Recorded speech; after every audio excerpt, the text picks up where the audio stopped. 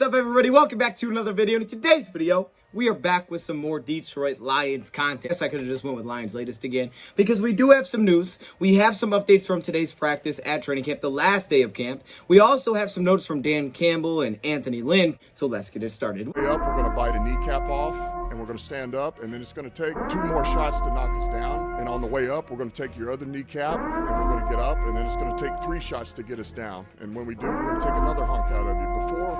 Before long, we're going to be the last one standing. Welcome everybody to another video. Glad you guys are here.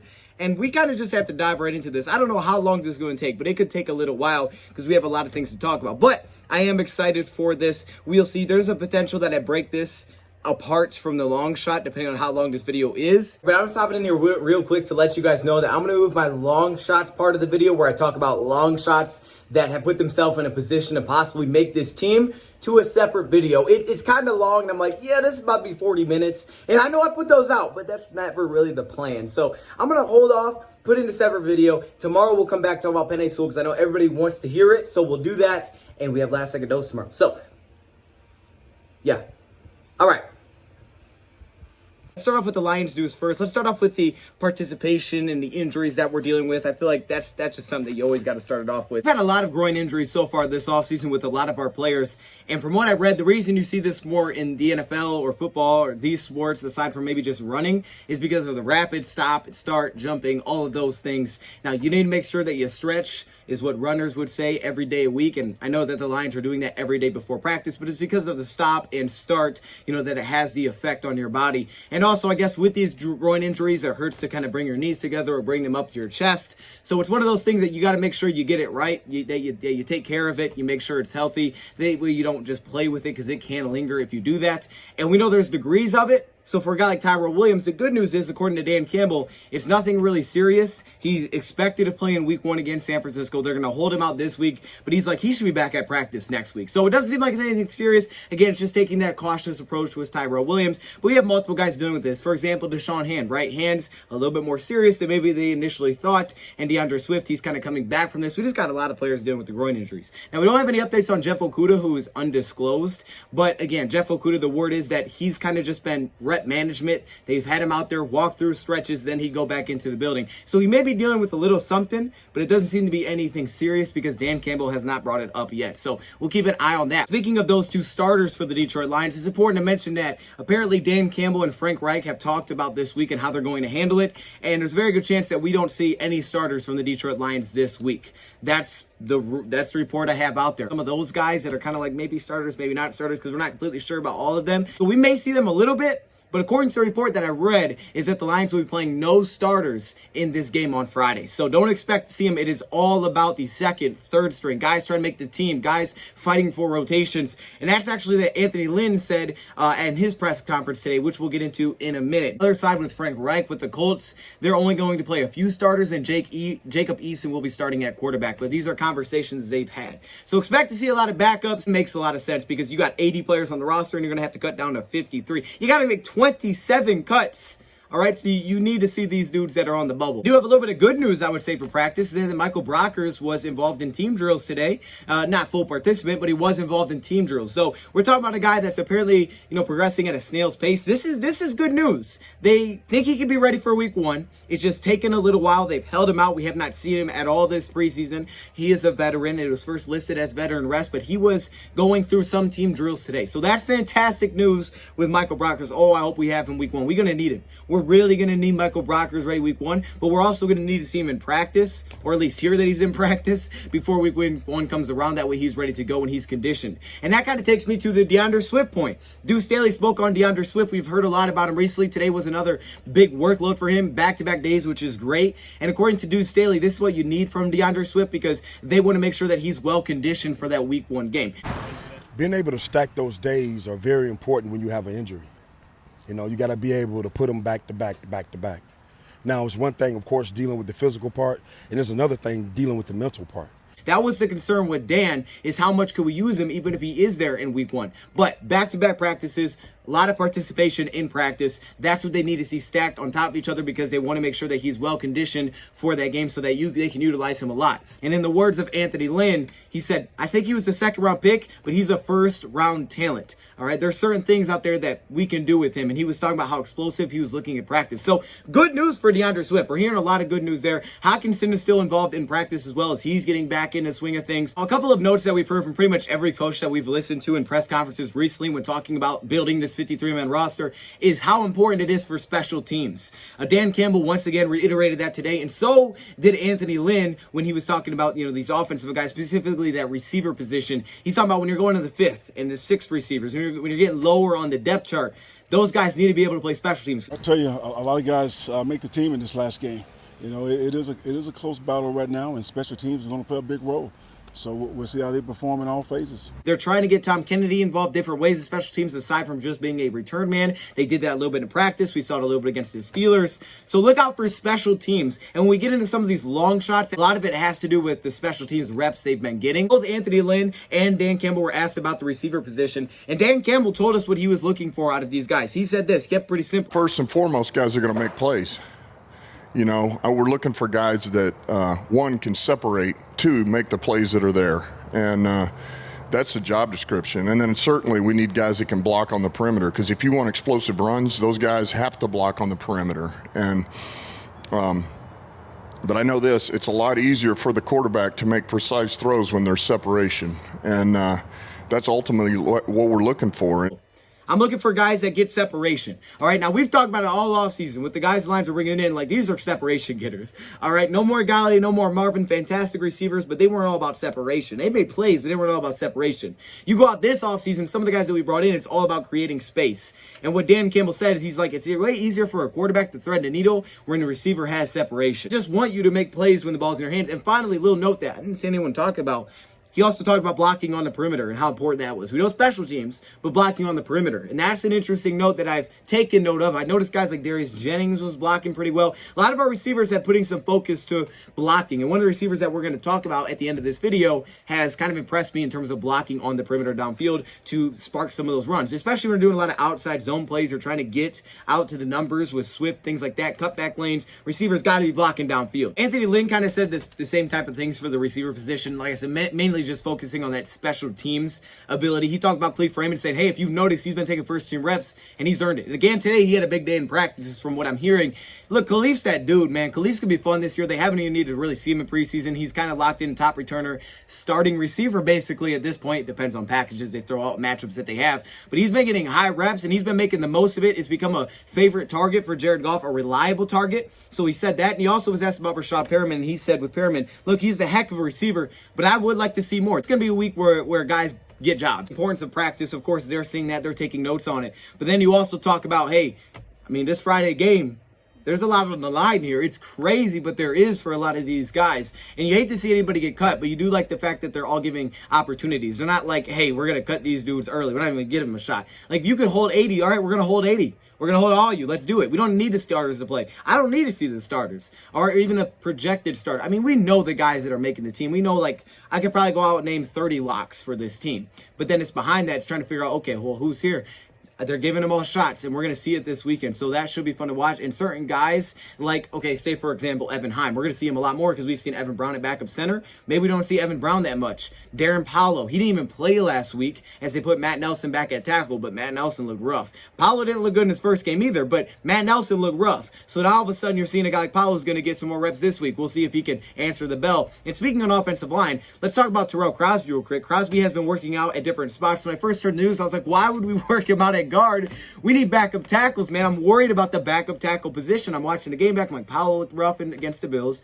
Matt Nelson was really bad against the Steelers. Dan Skipper, he was up and down. But I was like, man, we need backup tackle up. I'm not super comfortable with what we have there. Guard and tackle, which we've always heard of in the past, and maybe he could play guard. When I was getting reps there, is that they want to use him like that sixth man. If he can step in anywhere they need it, they can plug him in and play. So that's kind of what they're trying to get out of Terrell Crosby. It's fantastic to have him back at practice. I'm just so pumped to have this dude back. And it sounds like Crosby could definitely be playing on Friday, which makes sense because he hasn't really seen those live action reps, and he's also not a starter. Unless, of course, he went out there and took, like, Big V or Jonah's job, which I don't think will happen. But if he did, then, of course, then Big V can play backup tackle. Either way, I don't see that happening. The fact is he may be playing on Friday, so that should be exciting in general, just to see how he does. He's not going to be going against many starters, most likely, but just to see how he performs in his first game back. Jason Kabinda, they asked him about, certain guys that maybe have stood out to him in special teams, things like that. He brought up Austin Bryant as one of the guys that he likes. He's like, Austin Bryant's a little bit twitchier. And then I thought, he's like, man, the guy's got a high ceiling. Young player with a high ceiling. About as an outside linebacker, they can put him on the line. They feel like there's a lot of versatility within Austin Bryant's game, and now it's just about staying healthy. Also, Tavante Beckett. We heard this yesterday from Aaron Glenn, but there's some good notes here from Tavante Beckett,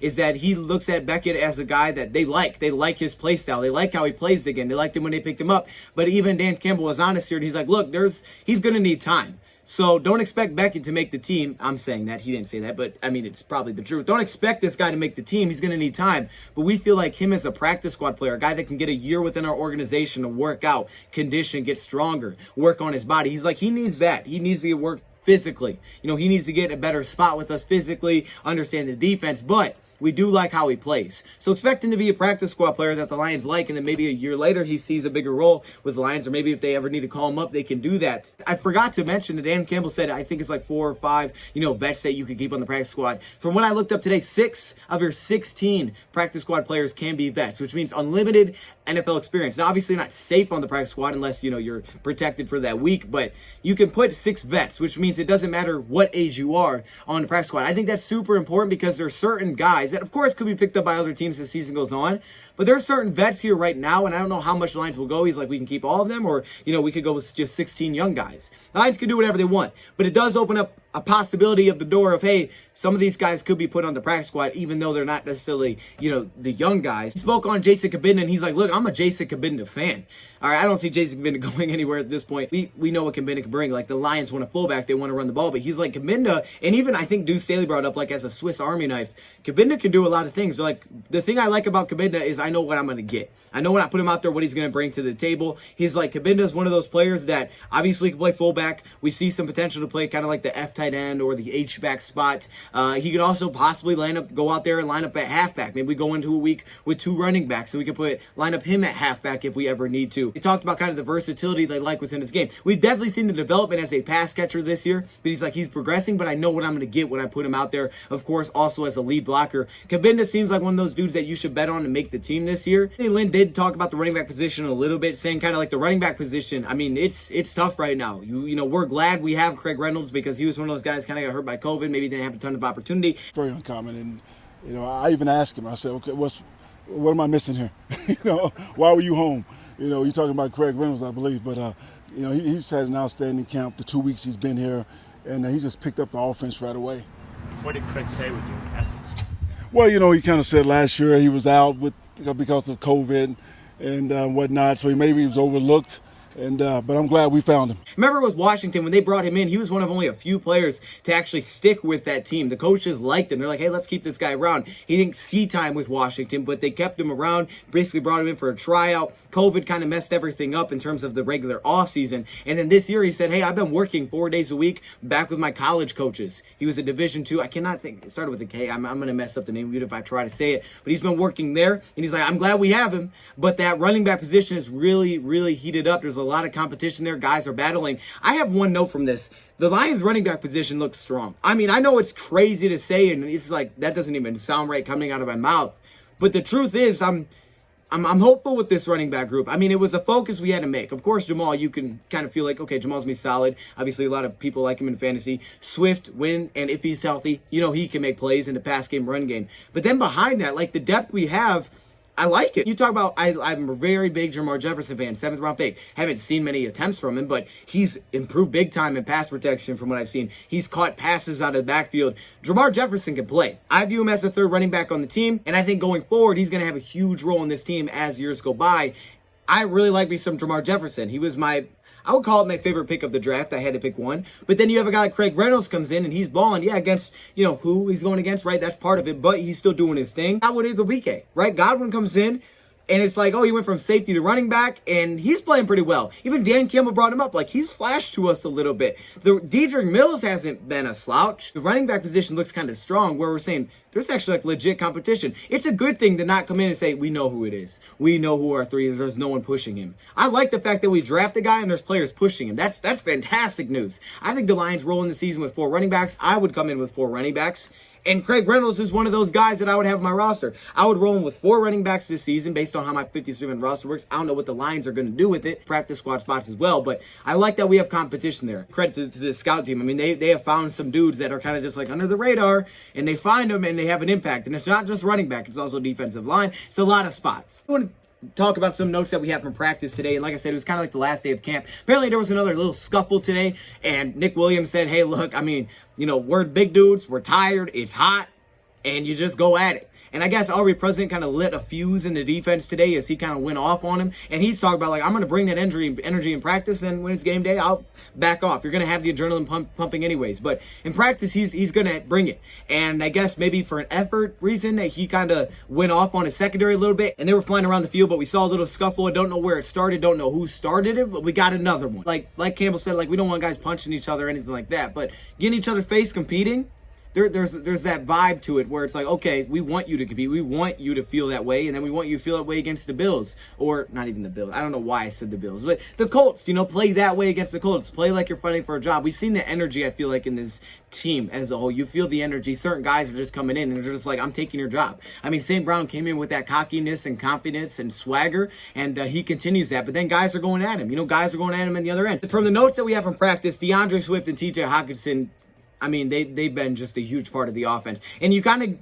of forgot about him a little bit. Like, you knew they were here, but without him for so long, it was like, okay, Jared Goff is finding other guys, and he was going to other players offensively, and he was making it work. But now that they're back, it's like, okay, Swift and Hockenson, he's going to them. Because the fact is, they're mismatch problems. I mean, Swift can get open against linebackers. It's just a tough matchup. And I will give Goff credit. It seems like he does a pretty good job with protection. I mean, I got to protect the guy, of course, for this to work for any quarterback, but he finds the guys that separate. If you separate, he's going to give you a chance. They were specifically doing red zone drills today from about the 8-yard lines. They scored 5 touchdowns on 7 tries, and it was Hock and Swift that kind of stole the show. Even Hock beat a double team, and Dan Campbell talked about it, like, hey, if Hock wants to be one of those greats, he's got to find a way to win those battles no matter what the defense throws at him. Khalif got involved with the touchdown as well, and, you know, Khalif Raymond, I mean, like I said, he's just been really good throughout camp. Defense did have their fair share of plays, and it's kind of nice that they're focusing so much on red zone because red zone's where we need help. Defensively, we stepped up in the red zone against the Steelers with the second and third units, but the first unit, you know, there was a couple times that